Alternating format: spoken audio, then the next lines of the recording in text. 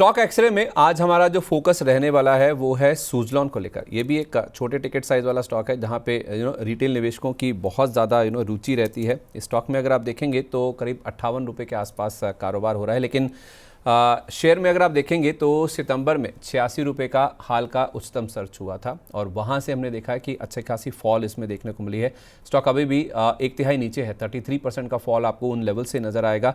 अब ये शेयर चल क्यों नहीं रहा है? चल इसलिए नहीं रहा है क्योंकि कुछ बड़े संस्थागत निवेशक, जिसमें DIs यानी कि जो घरेलू निवेशक हैं, संस्थागत निवेशक, उनकी ओर से हिस्सा बिक्री होती हुई दिखी, उनका भरोसा कम होता हुआ दिखा है। चौथी तिमाही की अगर आप बात करेंगे तो DIs ने 9.3% वाला जो स्टेक था उसे घटाकर 8.9% के आसपास कर लिया, 8.73% टू बी प्रिसाइज। और पावर शेयरों को लेकर वैसे भी हम देख रहे हैं कि जो सेंटीमेंट है वो थोड़ा सा नेगेटिव होता हुआ देखा है पिछले कुछ समय में।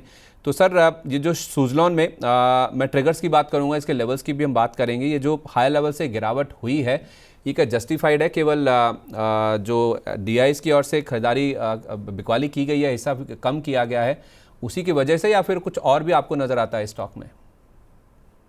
बिल्कुल आपने संदीप जी सही बताया। और मुझे लगता है DIIs FIs जब बेचते हैं तो हमारे रिटेलर जो हैं वो कोशिश करते हैं प्रमोटर बनने की और सोचते हैं कि हम ही खरीद लेते हैं। तो कुछ ऐसी ही तैयारी यहाँ पर दिखाई दे रही है।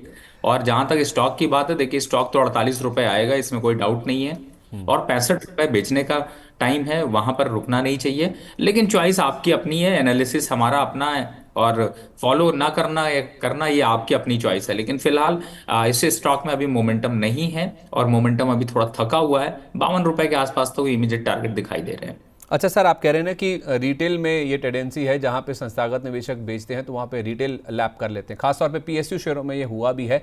लेकिन इस स्टॉक की जहाँ तक बात है सुज़लॉन की, इसमें भले ही DIs ने अपनी हिस्सेदारी कम की है, लेकिन रिटेल नो डाउट बड़ा है, जैसे आप हाईलाइट कर भी रहे हैं। लेकिन FIs ने भी इसमें अपनी हिस्सेदारी बढ़ाई है, भले ही मार्जिनली बढ़ाई है। 22.87% उनका हिस्सा था, वो बढ़कर अब 23% के पार पहुंचता हुआ दिखा है। वैसे भी इनके नंबर्स भी अगर आप देखेंगे फंडामेंटली काफ़ी स्ट्रांग होते हुए दिख रहे हैं। इनकी Q4 की अगर आप माफ़ कीजिए Q3 का नंबर होगा, जो पिछला लेटेस्ट नंबर हमारे पास मौजूद है, इसमें आय जो है वो 63% बढ़ी थी और जो मुनाफा है वो 44%, अच्छा ये अनुमान है, बढ़ने का अनुमान है। इस बार भी नंबर काफ़ी स्ट्रांग रहेंगे। पिछला क्वार्टर अगर मुझे सही याद है, आई थिंक इनका मुनाफा डबल भी होता हुआ दिखा था। तो इस बार के जो नंबर्स हैं काफ़ी सॉलिड रह सकते हैं, पहले भी नंबर्स काफ़ी अच्छे रहे हैं।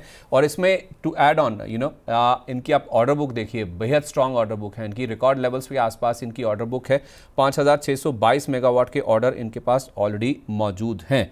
माना जा रहा है कि FY25 यानी कि जो पिछला वित्त वर्ष बीता है उसमें ऑर्डर पूरा करने की जो रफ्तार है वो 1400 मेगावाट के आसपास रही है। कंपनी ने FY24 में भी देखें तो 710 मेगावाट के जो ऑर्डर हैं वो पूरे किए हैं। अब अगर आप फॉरवर्ड लुकिंग देखें तो FY26-27 में ऑर्डर पूरा करने की जो रफ्तार है वो तेज़ हो सकती है, उसमें और गति आती हुई नज़र आ सकती है। माना जा रहा है, ऐसे एनालिस्ट अनुमान करके चल रहे हैं कि FY26 FY27 यानी कि जो मौजूदा वित्त वर्ष है, अगले वित्त वर्ष में देखें तो 2.5 से 3400 मेगावाट के जो ऑर्डर हैं ये कंपनी पूरा करती हुई नज़र आ सकती है।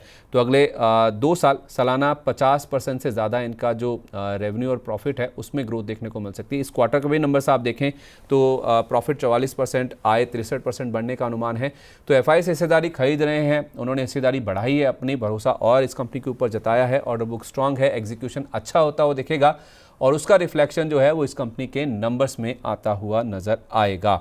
सर आप कितना इत्तेफाक रखते हैं? सर ये जो ऑर्डर बुक रिकॉर्ड लेवल्स पे है, एग्जीक्यूशन मजबूत होता हुआ दिख रहा है, इस कंपनी को के लिए ये अच्छी बात नहीं है, या फिर आपको लगता है कि ऑलरेडी डिस्काउंटेड है इस स्टॉक में? नहीं, ऑलरेडी जो आप ये पूरी की पूरी डिटेल बता रहे हैं, कॉन्ग्रेचुलेशन। क्योंकि आप संदीप जी, मैं आपको इसीलिए सुनता हूँ क्योंकि आप बहुत डिटेलिंग में बताते हैं और जो आपका बताने का तरीका लगता है आप बोलते रहे मैं सुनता रहूँ, तो कुछ ऐसी स्थिति है। लेकिन फिलहाल ये जरूर कह सकता हूँ कि स्टॉक में अभी का जो मोमेंटम है उस पर ये सारी चीजें डिस्काउंटेड है। थोड़ा सा पुल बैक आएगा, मैं तभी तो कह रहा हूँ कि आपको 65 के लेवल अगर मिलते हैं तो वो आपको एग्जिट करने के लिए वाजिब है। क्योंकि थोड़ा उसके बाद फिर से एक फॉल देखने को मिलेगा। एक्चुअली में प्रॉब्लम इस बात की है कि ये स्टॉक जब चलता है तो 65 जिस स्पीड में जाता है उस स्पीड से लगता है कि ये जल्दी अब 90 रुपए को पार कर जाएगा और इन्वेस्टर इसी ट्रैप पे फंस जाते हैं। तो मुझे लगता है कि आप उस ट्रैप में मत फंसें और बहुत ही प्रिंसिपली ट्रेड करें और बहुत ही प्रिंसिपली इसमें निवेश करें। और उसके लिए फिलहाल आप ऐसे शोज फॉलो करते रहें तो ज़्यादा अच्छा है। थोड़ा इसके सर वैल्यूशन की भी बात कर लेते हैं। वैल्यूशन वाइज देखें तो ये स्टॉक मोतीलाल ओसवाल की रिपोर्ट के मुताबिक FY26 FY27 में जो अनुमानित EPS है वो ₹1.60 से ₹2.40 के बीच में रहने का अनुमान है। 58 रुपये के आसपास स्टॉक ट्रेड कर रहा है, तो उस लिहाज से 24 के आसपास का जो अनुमानित PE मल्टीपल है उसके आसपास ये स्टॉक आपको ट्रेड करता हुआ नजर आएगा।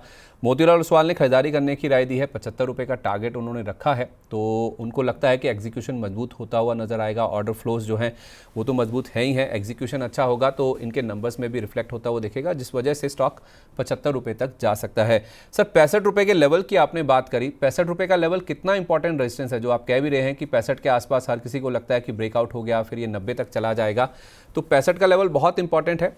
अब बिल्कुल देखिए, 65 का लेवल इसलिए भी इम्पोर्टेंट है क्योंकि हर बार जब सुजलॉन में एक रनअप देखने को मिलता है तो 62 65 के आसपास आके थक जाता है, और लेकिन जोश उतना ही दिखाई देता है। फिलहाल अभी नंबर्स के हिसाब से अगर समझने की कोशिश भी करते हैं तो 75 टारगेट जो आप अगर बात करें तो थोड़ा सा ऑप्टिमिस्टिक टारगेट है। मुझे ऐसा लगता है कि अगर टारगेट ऊंचा रखेंगे तो शायद मेरे ख्याल से थोड़े नीचे लेवल तक तो जरूर आता हुआ नजर आएगा और सेंटीमेंट यहाँ पर बदलते हुए नजर आएंगे। लेकिन फिलहाल सुजलॉन में बहुत कुछ ऐसा करने के लिए नहीं है। इससे ज्यादा जो है वो आपको एनर्जी काउंटर के स्टॉक्स या फिर आपको पावर के जो आपने अभी बात कही, जो कि आपके लिए ज्यादा अच्छे ऑप्शन अवेलेबल हैं। अगर मैं कंपैरिजन करता हूं तो टाटा पावर या फिर पावर ग्रिड या फिर एनएचपीसी से ज्यादा बेटर ऑप्शन है, ज्यादा कॉन्फिडेंस देते हैं, कम से कम आपको डिविडेंड मिलते हैं, तो वो सारी खुशियां भी मिलती हैं और आपका रिस्क नहीं होता। क्योंकि सुजलॉन ने जिस हिसाब से साल दर साल में रिस्क जनरेट किया है उससे लोगों का कॉन्फिडेंस खत्म हो जाता है। क्योंकि देखिए, आप इस स्टॉक को अगर आप देख रहे हैं तो आप ये भी देख पाएंगे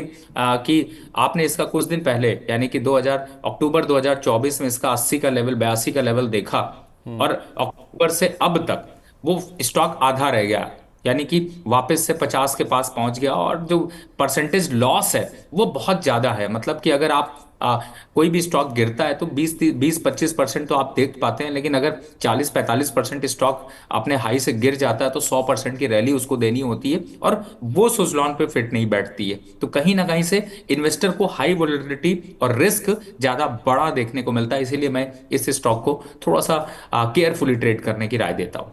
ओके, ठीक है, परफेक्ट है सर। एक ही सवाल आपसे, लेना तो नहीं है, फ्रेश एंट्री नहीं करनी है, आप कह रहे हैं कि 52 उसके इनफैक्ट बाद में 50 के नीचे भी जा सकता है, जिनके पास रखा हुआ है, जो होल्ड कर रहे हैं, उनको क्या सलाह देंगे?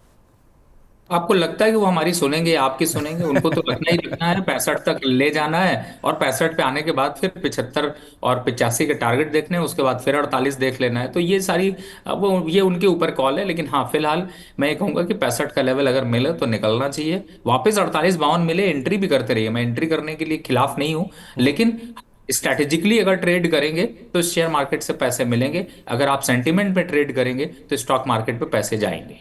ठीक है, तो नीचे में मिले तो वहाँ पे आप एंट्री कीजिए, और जिनके पास है वो एग्जिट कर लें, या तो फिर अपना मुनाफा वसूल कर लें अगर हो रहा है, क्योंकि 52 उसके नीचे के लेवल्स भी देखने को मिल सकते हैं।